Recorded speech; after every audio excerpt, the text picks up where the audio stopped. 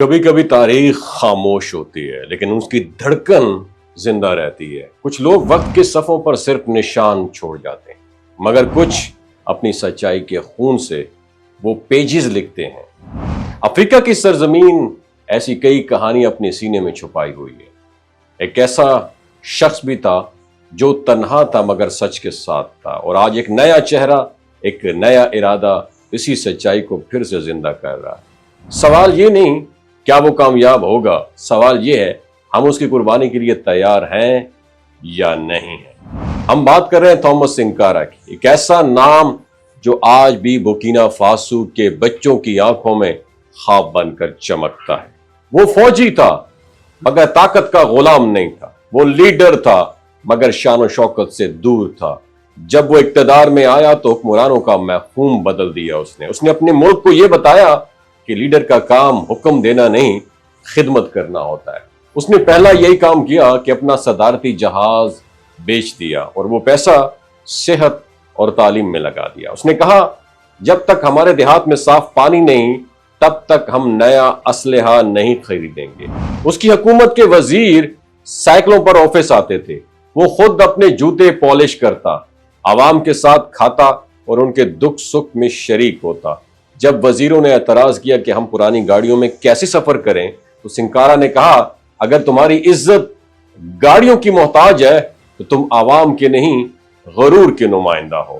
ایسا سچ، ایسا کیریکٹر طاقتور لوگوں کو کیسے ڈائجسٹ ہوتا؟ وہ قتل کر دیا گیا، اور وہ بھی کسی دشمنوں کے ہاتھوں نہیں بلکہ اپنے ہی دوست بلیز کومپارے کے ہاتھوں۔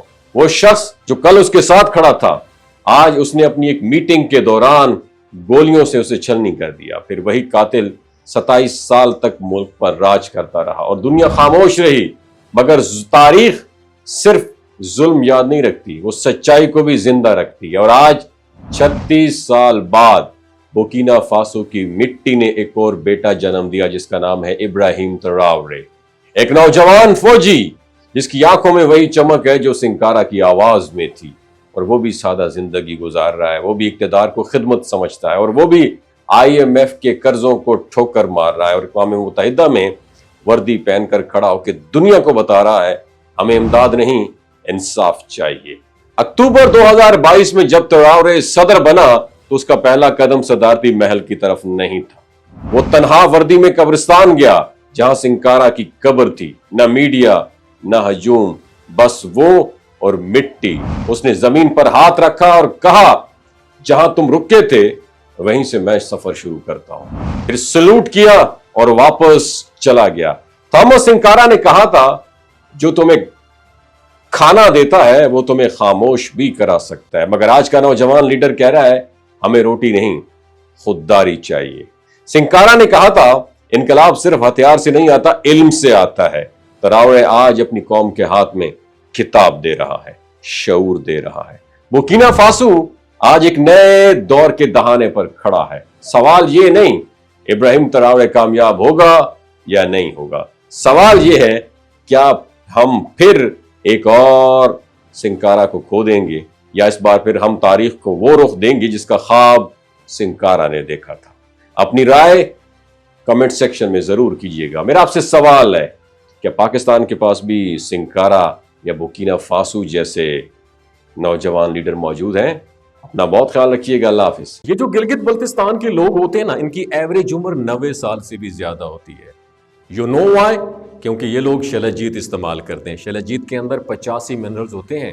اگر آپ چیزوں کو جلدی بھول جاتے ہیں، مردانہ کمزوری محسوس کرتے ہیں، اولاد جیسی نعمت سے محروم ہیں، اور آپ سپرم کاؤنٹ آپ کے کم ہیں، ٹیسٹوسٹیرون ہارمون امبیلنس ہے، آپ سدا بہار جوان نظر آنا چاہتے ہیں، خون کی کمی کو دور کرنا چاہتے ہیں، ہڈیوں جوڑوں کے دردوں سے نجات حاصل کرنا چاہتے ہیں، موٹاپا کم کرنا چاہتے ہیں، تو ڈاکٹر اسد محمود کی پیور اینڈ نیچرل شلجیت ضرور استعمال کریں۔ ایک بات آپ نے دماغ کی کھڑکیوں کو کھول کے اپنی سننی ہے، ہمیشہ آرگینک اور قدرتی چیزوں کا استعمال کریں، کیمیکل والے فوڈ سپلیمنٹ خدا رہا استعمال نہیں کرنے۔ اگر آپ ڈاکٹر اسد محمود کی پیور اینڈ نیچرل شلجیت کو آرڈر کرنا چاہتے ہیں، نیچے دیے گئے نمبر پر واٹس ایپ کریں۔ 3 باتوں کا خیال رکھنا ہے: ہائی بلڈ پریشر میں مبتلا افراد، خواتین جو پریگننٹ ہیں، اور 15 سے 20 سال کی جو نوجوان نسل ہے جو غیر شادی شدہ ہیں، اپنے سیکشول پاور کو بوسٹ کرنے کے لیے استعمال کرنا چاہتے ہیں تو ڈاکٹر کے ایڈوائس کے بغیر استعمال نہ کریں. باقی سارے لوگ بے دھڑک گرمی اور سردیوں میں استعمال کر سکتے ہیں. اپنا بہت خیال رکھیے گا. اللہ حافظ.